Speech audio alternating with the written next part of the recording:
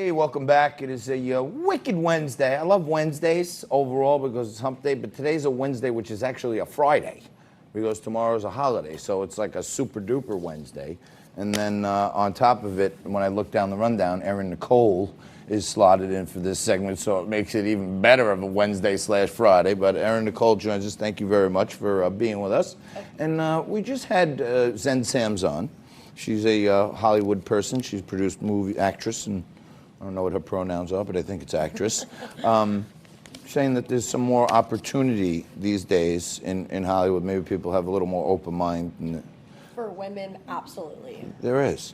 And you were a Playboy model, yes. And you're a glamour girl, as they're referred to. How has social media and Instagram helped women, get their face out there, per se? Instagram can definitely be used to an advantage because actually your Instagram, anyone can find you on Instagram. It's an open portfolio to the entire world. So Instagram for the modeling industry is an advantage as well as a disadvantage. It's changing everything. So Instagram is making it so that nobody wants to buy really magazines anymore.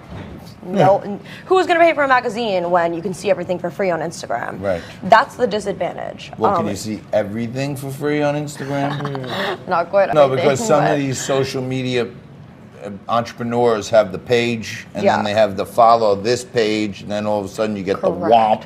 Well, have you seen Apple Twitter Pay. lately? No. Oh, you don't want to.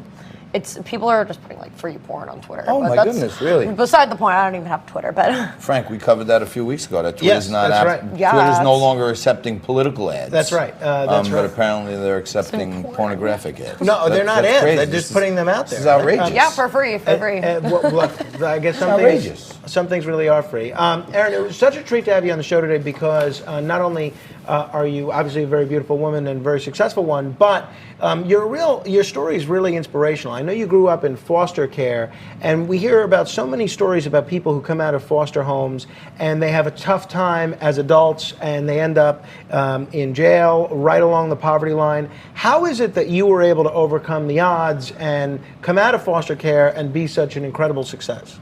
Ever since being a little kid, I've known that I have big dreams, and I knew that once I turned 18, my life was in my own hands.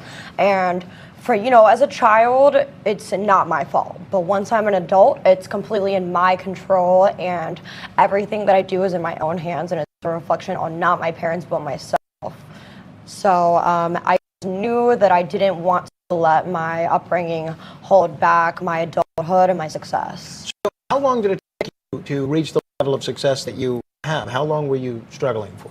You know what? I just turned 24 the other day, and every single day I am growing bigger, I'm growing stronger, I'm more successful. It's been a long road. It's happened very gradually, but I would say that I reached financial stability a couple months after I turned 18. I was couch surfing for a little bit, staying with friends, but I started working and I got my own apartment. How is the foster care system in your view? I mean, you've made the best of it. You've become a great success in life. In my opinion, how is the system? It's great. It is great. I got very lucky. I had a great family. I've heard horror stories, but I had a nice family, and they're very helpful. They listen to you. They take into account your needs. They'll even put you through college. I didn't want to stay into it until I was 21. Got it. I left when I was 18 because I'm a very independent person, and I knew that I could handle it on my own.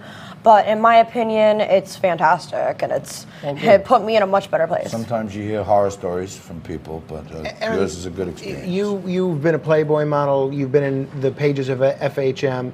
There's a lot of people that say Playboy, and even some people that say FHM. That these magazines are somewhat degrading to women, to have these women without clothes or half clothed paraded and ogled by creepy old men like John and me. What do you say to those folks that say these magazines don't necessarily do women a service?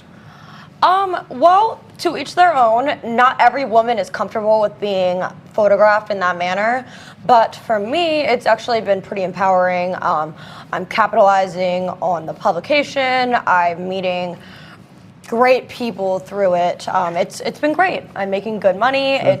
It's for me, it's empowering. So this is good, clean, legal stuff, and for those And very who have the strength and temerity to put themselves out there, it's a working model for you and others. Well, speaking Pun of intended. models, Erin, tell us about your Instagram, or as I like to call it, Instagram profile, and how it's different from the garden variety Instagram situation.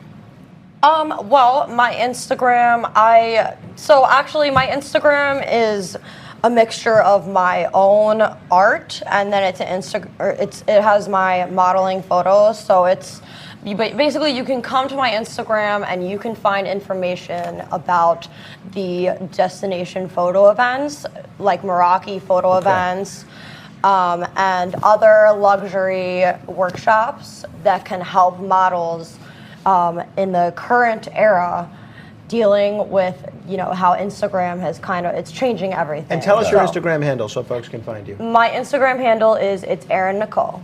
All right.